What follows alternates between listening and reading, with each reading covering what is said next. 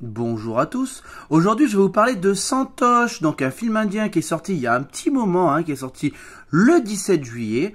Le film nous raconte l'histoire donc de Santosh qui a 28 ans et son mari, qui est policier, va mourir tragiquement. Elle va hériter de son poste et devenir à son tour agent de police. J'ai trouvé que c'était un film admirable, déjà par ce qu'il racontait sur la société indienne et que c'était un film très courageux.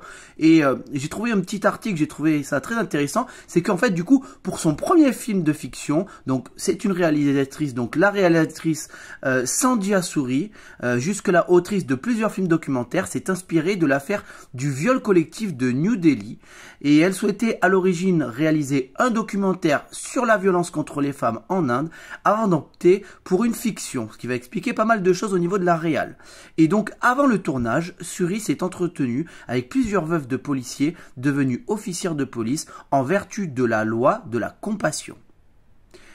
Bon, et ben du coup, c'est vrai qu'on le voit vraiment dans la réal, puisque on est dans quelque chose de très réaliste. Alors, j'irai pas jusqu'à dire que ça ressemble à un documentaire, parce que on voit quand même que c'est plutôt cinématographique, même si c'est quand même une œuvre assez brute.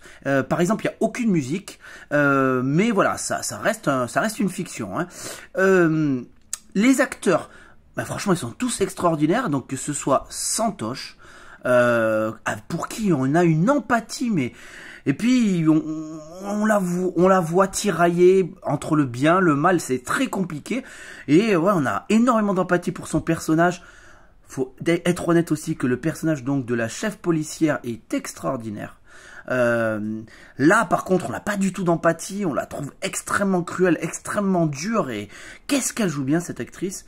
Il y a aussi du coup son mari et puis tous les petits acteurs du film, en tout cas, mais tout le monde joue excessivement bien. Il faut dire que c'est un film qui est quand même très dur, qui est pas drôle. Il y a quand même beaucoup de violence, même si on la voit pas forcément, et que c'est extrêmement oppressant. Par contre, c'est complètement passionnant et moi j'ai trouvé que le rythme du film, qui est un film qui passait à Cannes, et le film passait très très vite. Le rythme est très très bon. Donc pour un film d'auteur comme ça, j'ai trouvé que c'était pas du tout ennuyant et qu'il y avait finalement très peu de longueur. Par contre, c'est vrai que ça donne pas du tout envie d'aller en Inde.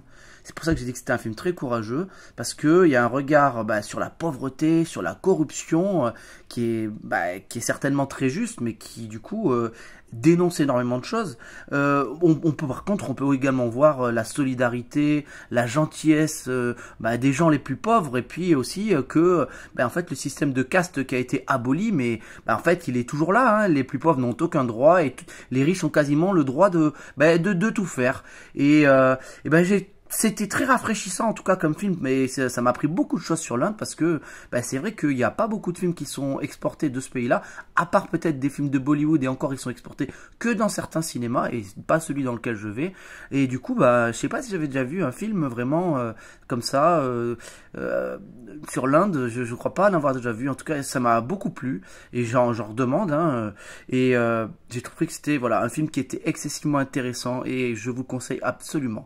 Et c'est pour toutes ces raisons que je lui mettrai la note de 8 sur 10.